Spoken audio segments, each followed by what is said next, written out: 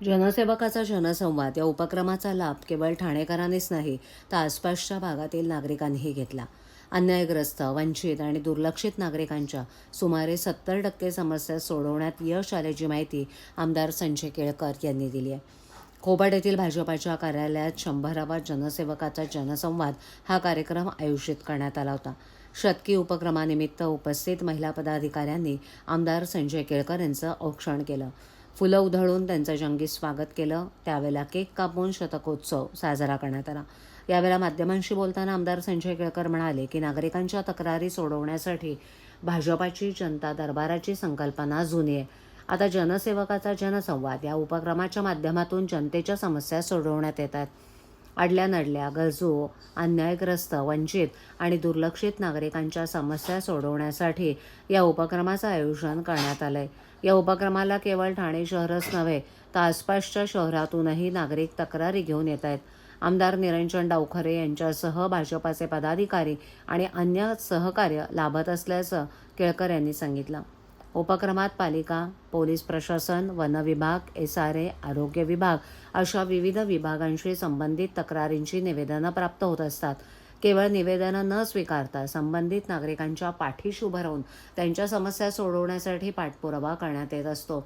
विकासकांकडून होणारी रहिवाशांची फसवणूक, फायनान्स कंपन्यांकडून होणारी आर्थिक फसवणूक, पालिकेतील कंत्राटी कामगारांवरील अन्याय, पालिका कर्मचारी, शाळा प्रवेश, पालकांच्या तक्रारी, अपुरा पाणीपुरवठा, गॅस जोडणी, वनविभागाशी संबंधित समस्या अशा अनेक विषयांशी संबंधित निवेदनं प्राप्त होत असतात.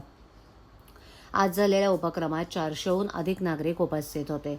नागरिक, भाजपा पदाधिकारी, नगरसेवक आणि महिला मोर्चाच्या वतीनं केळकर यांचा भव्य सत्कार करण्यात आला.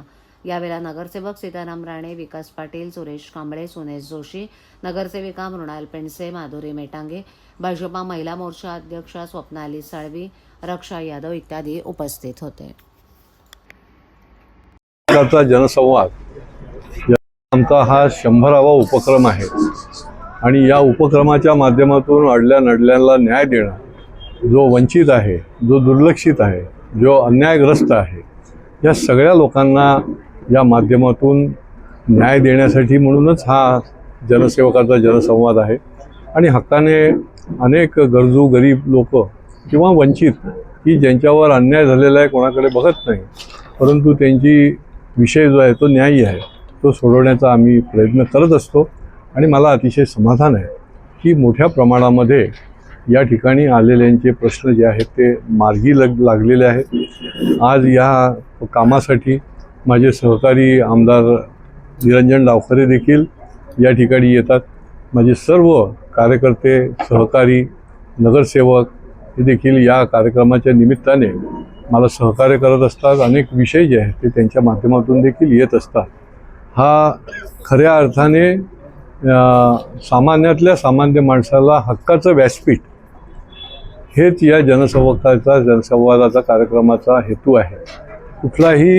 कुठल्याही भागातला सामान्यातला सामान्य माणूस थेट इथे येऊ शकतो, त्याला कोणीही अडवणार नाही आणि त्याचा प्रश्न जो आहे तो मांडू शकतो.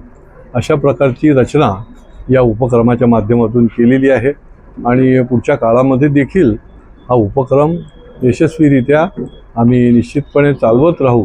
शेवटी आमचं काम पण आहे, कर्तव्य पण आहे आणि या भावनेने शेकडो हजारो लोकांना न्याय देणं आणि त्यांच्या प्रश्न, त्यांच्या समस्या सोडवणं हा आमचा हेतू आहे.